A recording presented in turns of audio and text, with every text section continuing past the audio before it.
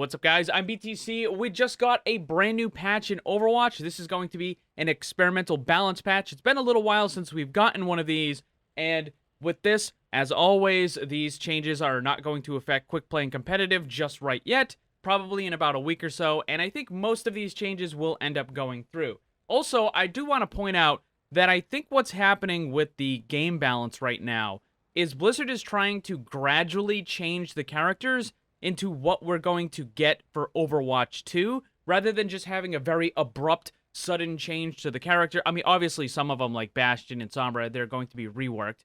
But for the other ones that are not getting any sort of significant rework, I think what Blizzard is doing is they're allowing for a small amount of imbalance right now in Overwatch 1, so that they can gradually move it into Overwatch 2. But let's take a quick look at the characters. There are some pretty significant buffs in this patch. The first one is going to be Torbjorn. He got a buff to the Overload ability. Instead of having a 10-second cooldown, it is now an 8-second. That's a pretty significant buff, reducing that ability by 2 seconds, and already, it's a very good ability, right? You get a pretty good amount of extra armor, attack speed, movement speed, all that stuff.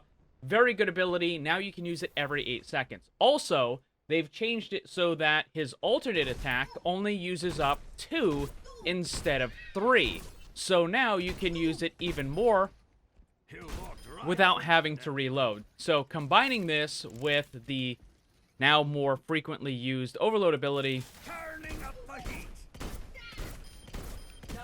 that is quite a bit of burst damage that Torbjorn is going to be able to do, at least at close range.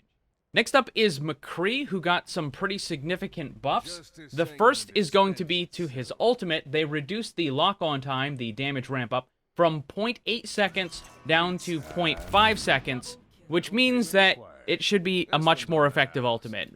I know that it's only a couple tenths of a second, but realize that those few tenths of a second allows the enemy to activate a barrier or defense matrix or to just get out of the way. So now it should be more effective. But the really big change that they made to McCree is, once again, you are able to roll while in the air. And this is going to open up a ton of different options for McCree, different shortcuts, different places on the map where you can now get to because you're able to roll while in the air. It gives you that little extra that you couldn't get before, and it's a lot easier than the McCree super jump trick that I showed off just recently. In fact, this kind of disables the super jump trick a little bit. It's still possible, kind of.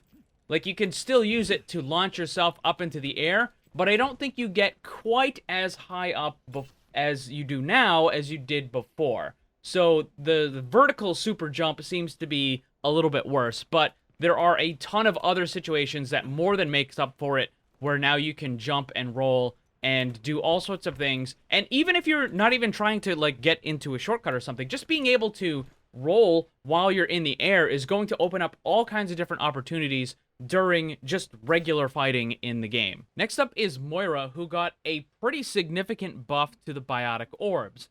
What happens is when you throw out a biotic orb, it will travel at a normal speed, but when it gets close to something, whether it's an enemy or a teammate, it's going to slow down to a certain percentage of the normal speed. Now, in the regular version of the game, it's 27.5% of the normal speed. However, with the experimental patch, this patch, it's 15% of normal, which means that it practically stops moving, and it will just kind of stick to whatever you're throwing it against.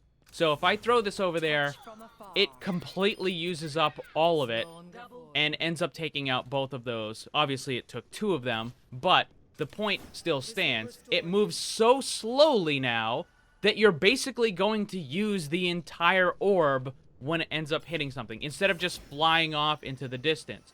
So this is a massive, massive buff to the biotic orb. Let me show you just one more time. Get into position. All three of these healing orbs were completely used up by both of those bots, which is huge. Next up is Junkrat, who's getting both buffs and nerfs, but really what they're trying to do is change how the character is played, while also raising the skill floor of Junkrat so that it requires more skill in order to actually be effective with the character. And what they're doing is they're making him more effective at close range and direct hits, and less effective at longer range with just kind of that sort of spammy attack where you just constantly lob out stuff and hope to do damage. So what they're doing here is with the direct hits, the damage was increased from 40 up to 90, and then the AoE splash damage was reduced from 80 down to 60. So this is the direct hit here now. So you can see that does a lot of damage. And again, that is a very large amount of damage for the direct hit for this character. However, the AoE isn't even nearly as significant. So this means that the direct hits are going to be far, far more important. Something else they added was fall off for the direct hit damage. And this is normally something that they don't put on projectiles. It's almost always reserved just for hit scan. But they decided to add it to this because they want to change how Junkrat is played. They want you to play him up close instead of far away. So let me show you. That's how much damage you do up close, which is a very, very significant amount. And then at long range, it's way, way, way less damage. So now, if you're just kind of sitting off in the back and you're trying to lob these attacks out, then you're not going to do a lot of damage anymore. It's going to be way, way less than before. Because not only has the AoE damage been reduced, but now the direct hit, if you do happen to get one of those direct hits, now that is also going to be reduced by fall off. So this means that if you want to play Junkrat, he needs to be a much more kind of up-close type character than ever before. You can't just sit in the back and just lob your attacks. It's not going to be even remotely as effective as it was before. Another thing to mention is that they also reduce the knockback whenever you take damage from one of Junkrat's attacks. So they did reduce that a little bit, so now there's a little bit of knockback, but it's not as much as before. So taking a quick look at this patch, Torbjorn got some pretty nice buffs. McCree got some really significant buffs, especially in mobility. Moira's orbs are way, way better now. And even Junkrat, who has a little bit of a change of a playstyle, got a pretty significant buff.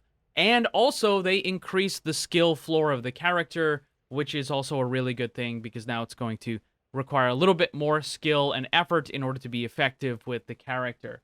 So this overall, I think, is a pretty good patch. I think people aren't really going to be super fans of the Moira changes, but again, I think that Moira is probably going to get some more changes into Overwatch 2, and this might just kind of lead into that, because I do think that they're going to end up changing the Fade ability for Overwatch 2. But anyways, there you go, guys.